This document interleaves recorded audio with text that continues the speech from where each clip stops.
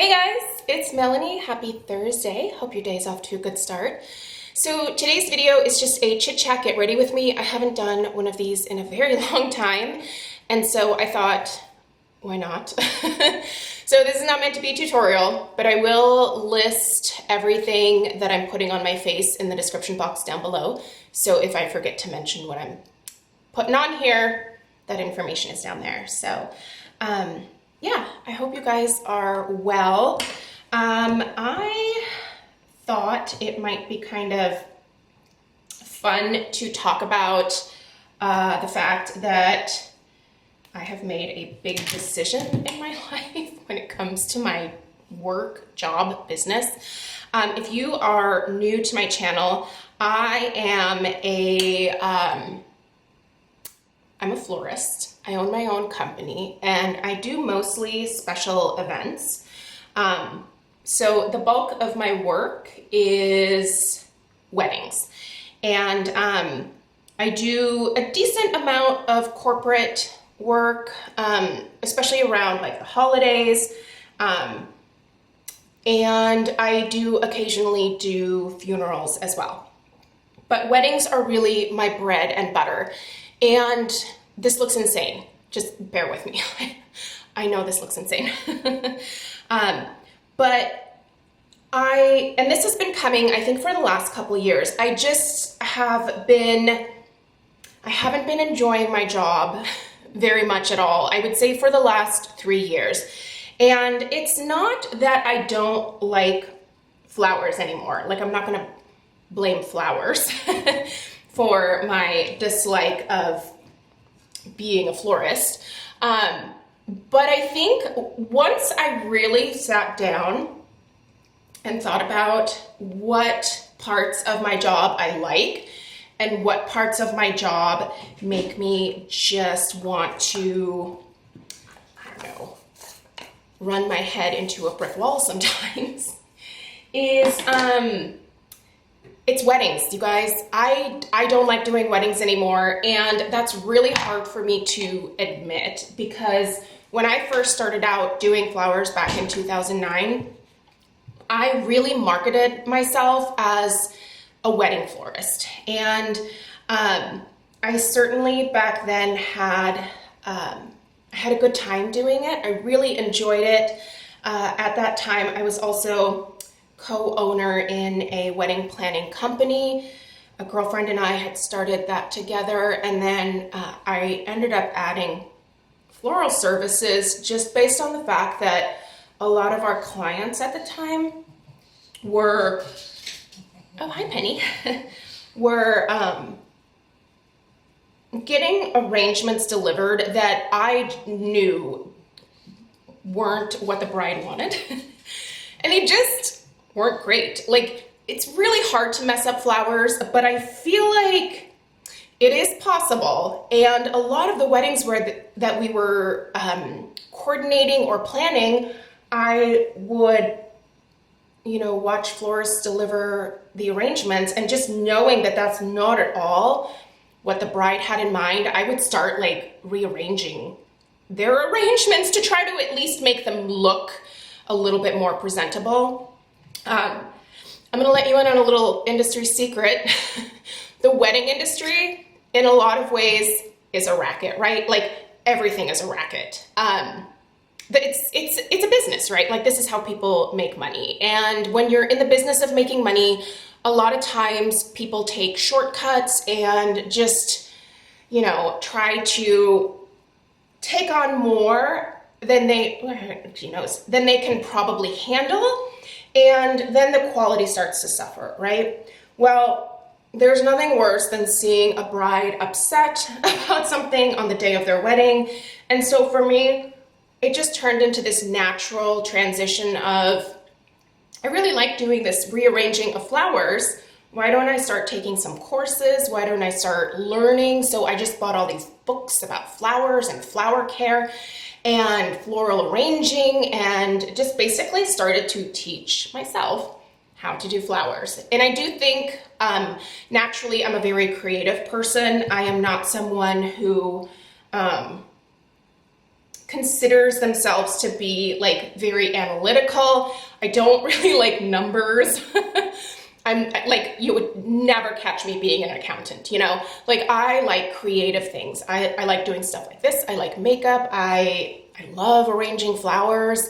But what I've come to learn in the last couple years is that weddings are just incredibly stressful. And I know that I do amazing quality work, and that I would never deliver something that someone would be unhappy with, right? But because I am such a perfectionist when it comes to my job, it was starting to drive me crazy. Every time that I would put together an arrangement or a bridal bouquet, I would be out in my workspace just thinking, no one's gonna like this, I don't like this, this looks awful, when in reality, none of the stuff that I was creating was awful. Like, it was right in line with the quality that I always have produced from the very beginning, and you know, over the years have obviously gotten even better at. So I just started really thinking about the fact that, you know what? It's the fact that it's a wedding. And here's the thing about weddings. And if you are planning one or are younger and dream about your dream wedding, I would just encourage you to really look at it in a more practical way and not try to create this huge, outrageous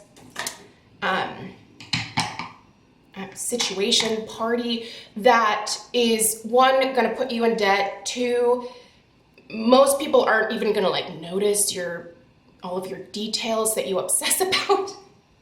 They're there to celebrate you, to have a good time, get a good meal, and probably some free booze, right? That's why people like going to weddings. They're fun.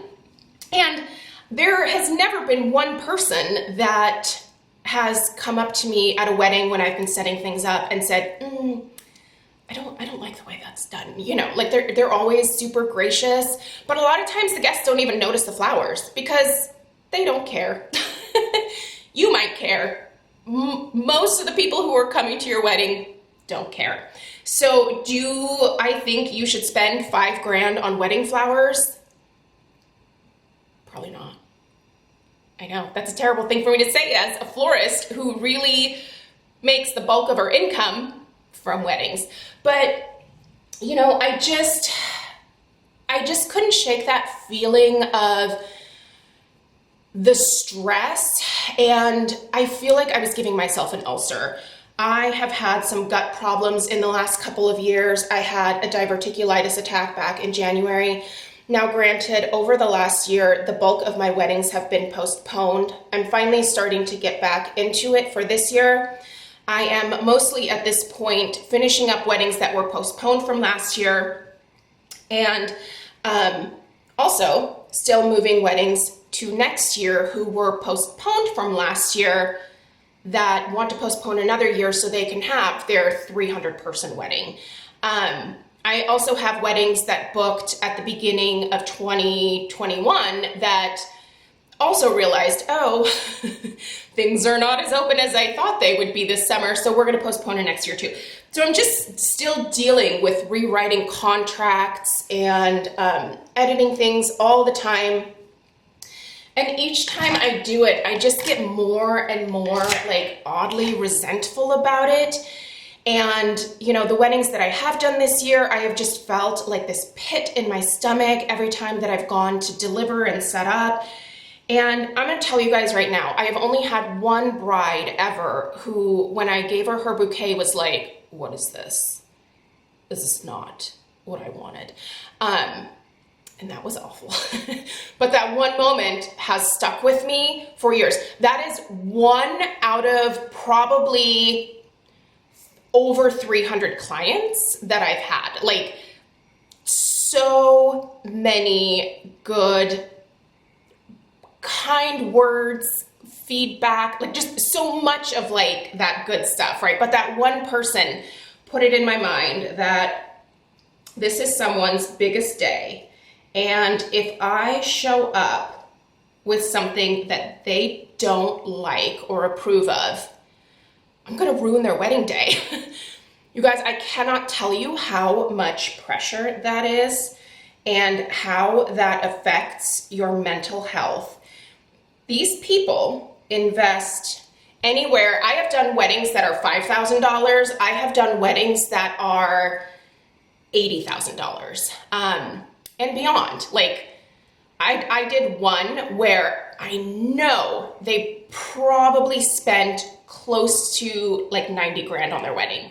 And it just blew my mind because I was like, $90,000, like that's a down payment on a house. And you just spent that on 6 hours. Because that's what a wedding day is, you guys.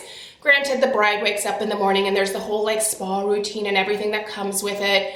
But it's a 6-hour day. Like, you finish getting ready, you go and take your pictures, you do your ceremony, you do your cocktail hour where you don't even get to enjoy your cocktail hour. You have to go take pictures with family and friends, right?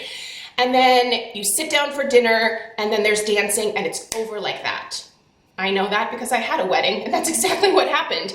It flies by. It's a lot of money to spend on a very short amount of time. And also, I know it doesn't seem like it with all of the crap that I buy. I'm actually a pretty practical person. And, when I think back about what we spent on our wedding, I just am like, why did we do that? We had a house at the time. We bought our house before we got married. But I was like, we could have gone to Greece. We spent, what did we spend? Probably by the time it was all said and done, about 20 grand on our wedding. And we had 200 people. This was a budget wedding. 20 grand in the Portland metro area is a budget wedding. Like, I did not get to have floral centerpieces. I couldn't afford them. My friend Paige actually made my bouquet. She also made a boutonniere for Craig. The rest of the groomsmen didn't get boutonnieres. My mother-in-law made my bridesmaids bouquets, and then those were reused on just about half of the tables after the ceremony. The other half, I don't even remember what I did, but I'm pretty sure like it was just like a floating candle or something. I don't know. I just was like, I don't have any more money.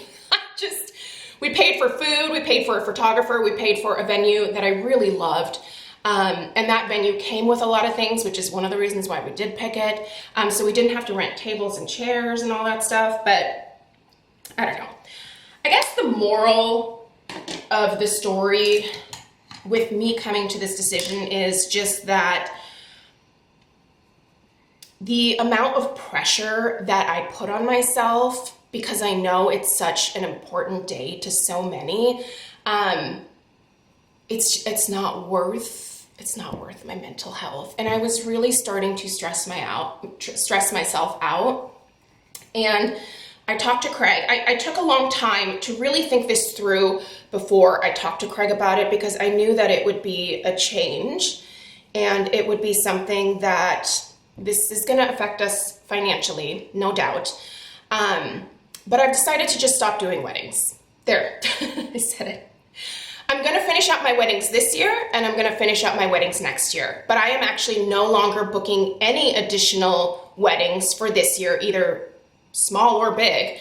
I'm certainly not taking any inquiries for next year.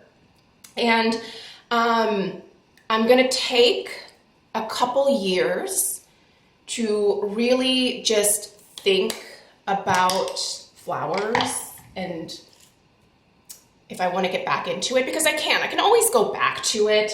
But at the same time, I don't know that I will, but it's going to give me some time. So in the meantime, I will still be busy doing corporate flowers. I'm going to try to expand that a little bit for myself. And I'm going to do funerals as they come in. I got to tell you guys, and I know this is probably going to sound morbid, but I really enjoy doing funeral flowers. I know that sounds weird, but there's just this odd sense of peace and like serenity that I get when making a spray for like on top of a casket, like, or flowers to put, you know, alongside of a casket, like at the church, like that just brings me like this weird sense of peace and serenity, and like I'm doing something to like truly honor someone. What is buzzing? I feel like something's buzzing. I don't know, it's my phone, but it's turned off. So yeah, I like funerals. Most people would probably be like, what? It's nuts. But it is, it's relaxing, you guys. I enjoy it. And I would love to be able to expand that part of my business, but let me tell you also that the funeral business is also a racket, right? Funeral homes are in it to make the money, and people are emotional, and so, you know, buy the nicest casket, buy the nicest flowers, and, you know, all that stuff. So yeah, it's a racket too, but also I have never felt the type of pressure that I feel with weddings when I am doing funeral flowers. I feel this sense of just peace and joy. Like I said, it makes me happy. And once I like admitted that out loud to myself, I thought, yeah, just stop doing weddings. What are you doing? Why are you doing something that you don't like? It's silly. And I will admit, I'm in a very fortunate position where while I make really good money doing flowers, the bulk of our income comes from my husband, who has two businesses that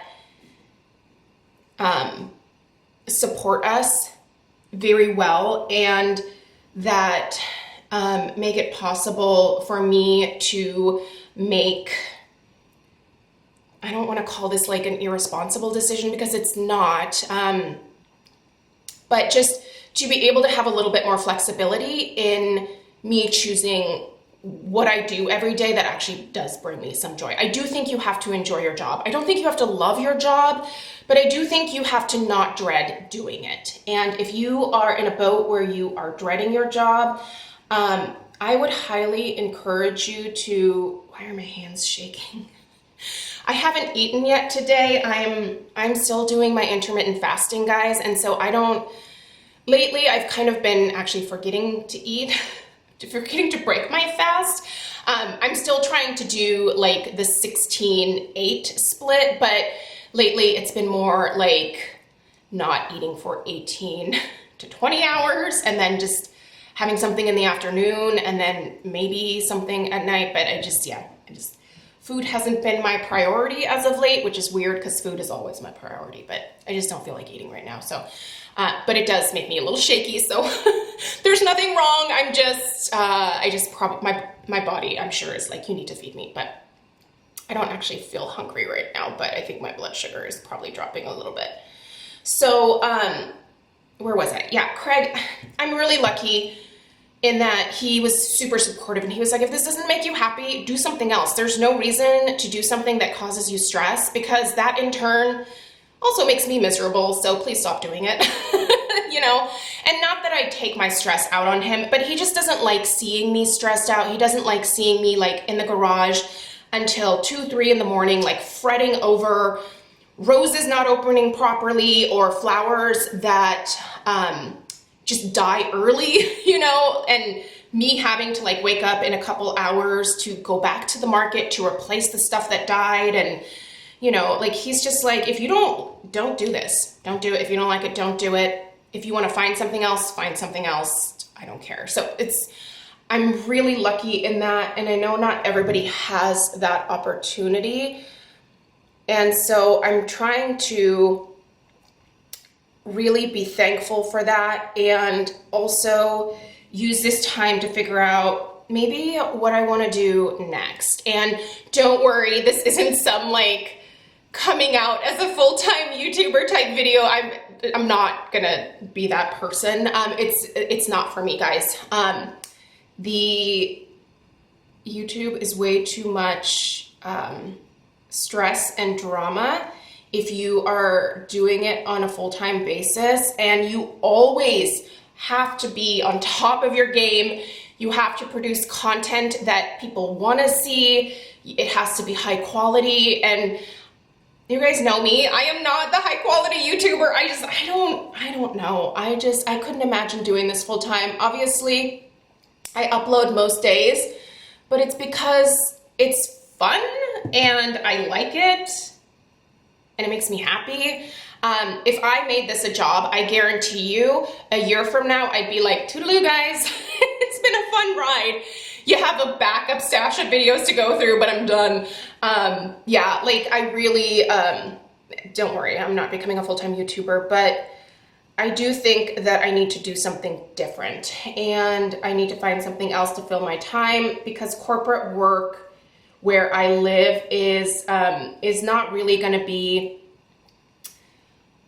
huge, I think, in the future. I see a lot of companies scaling back holiday parties. I see a lot of companies not doing a lot of the things that, you know, most tend to do for their employees. We have quite a number of major corporations here, and there's certainly a lot of opportunities, but I don't know. I think with the way the world is now, I just don't think there's going to be a whole lot of like holiday parties and stuff. So I don't know what I want to do, you guys.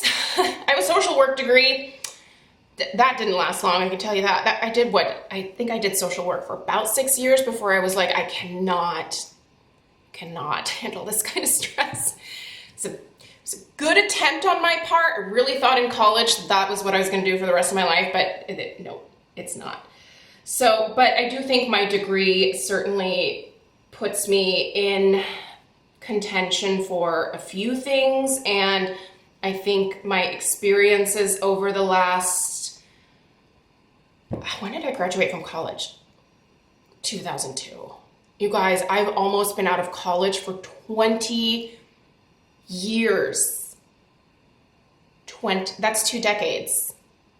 I don't know what I've done the last 2 decades, but here I am. Do you ever just have those realizations where you're like, what happened to my life? I feel like I just kind of got here and started doing some stuff, and now I'm 42. Great. What happened? No, it's fine. I've had a good 20 years since then. A lot of amazing things that I've had the opportunity to do. So I'm very thankful. But at the same time, you know, like when you say 20 years, that's 2 decades, and that still astounds me. So yeah, I don't know. In the meantime, this summer I have a few weddings. Like I said, a lot of them are still postponing to next year, so you'll probably hear me saying, I'm doing a wedding this weekend at some point next year, and you'll be like, I thought you stopped that. I'm gonna finish out the clients that I already have on the books and then just be done after that. And then sit down and look through some possibilities. I've always said that I could go work with Craig, and that is certainly something that I could do, and he's open to it. And Craig and I get along really well. I think a lot of people would be like, I would never work with my spouse, but Craig is also very busy at work. It's not like we would be sitting together at a desk. I would probably be at a desk learning how to do numbers stuff, which not my favorite, but I am a capable, smart lady. I can do it. And if he needs help with it, I'm happy to help out. Like, you know, I wouldn't do it full time, but, you know, I can certainly go in and help him several times a month to reconcile things and, you know, like that kind of stuff. I can do that. So, yeah, you guys, look at me. I came to a realization, and here I am. How's this looking so far? I'm giving you guys my like everyday look. I was kind of inspired by my corally orange Old Navy muumuu that I put on today, and I pulled out my Marc Jacobs Lines in Last Night. By the way, most of the stuff I just put on my face was from Marc Jacobs, so again, I'll link the stuff down below, but I really love this blush. Isn't that pretty? Look at that. It's perfect. It's perfect for my boo-boo. All right, let's see here. Get this chapstick off. Sorry, can't talk during this. I'm just gonna line a little bit. I think it's just gonna be a gloss day for the most part.